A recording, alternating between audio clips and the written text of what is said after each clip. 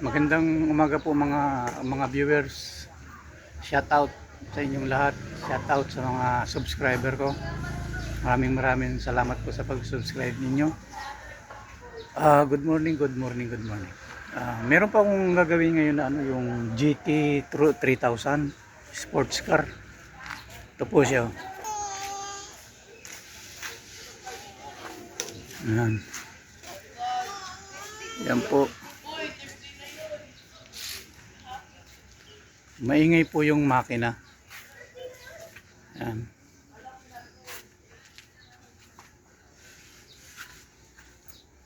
Yan po siya. Yan po yung makina niya. D8 B6 D8 B6 pala, hindi D8, sorry. Yan po. Bali binuksan ko na po yung timing cover niyan.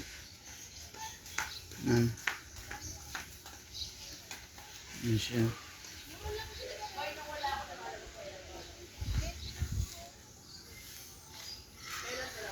Yan. Maraming kakalasin dito.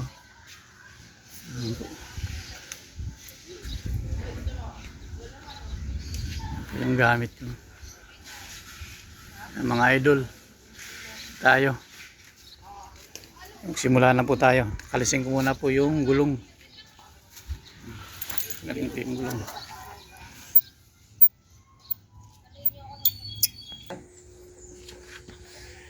Yan po mga idol. Wala yung timing.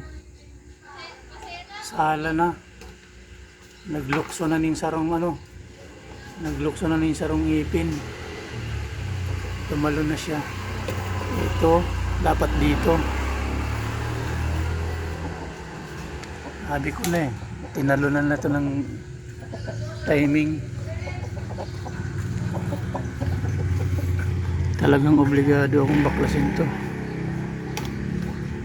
Okay, tanggalin natin yung engine support. Natanggal ko na yung engine support.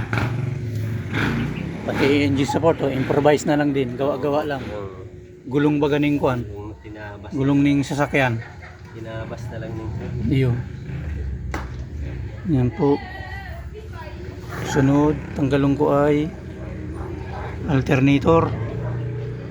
Yan mga yung bracket tanggal ako. Okay, tanggalin ko.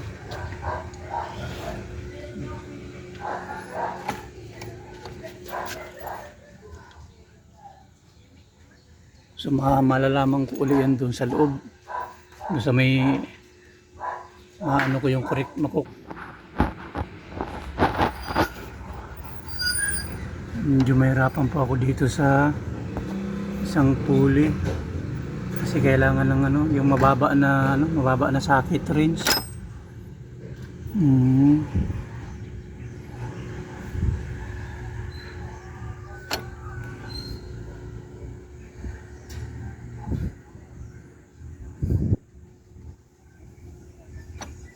Power steering belt. Ika, ba tayo ng paraan?